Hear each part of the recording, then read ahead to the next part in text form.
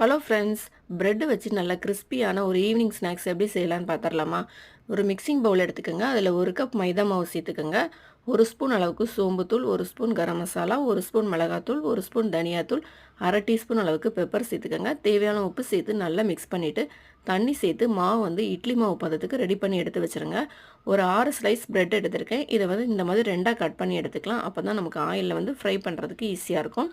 இந்த மாதிரி ரெடி பண்ணி வச்சுருந்த பிரெட்டை வந்து ஒரு ஸ்லைஸ் இல்லாமல் 2 ஸ்லைஸாக எடுத்துக்கோங்க.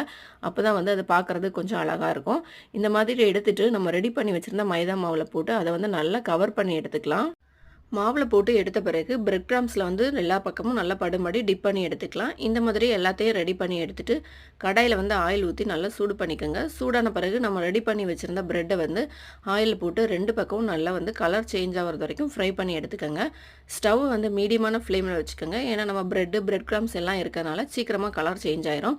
இந்த மாதிரி நல்லா மொறு மொறுன்னு ஈவினிங் டைமில் செஞ்சு சாப்பிட்டு பாருங்கள். அவ்வளோ டேஸ்ட்டாக இருக்கும். கண்டிப்பாக ட்ரை பண்ணி பாருங்கள்.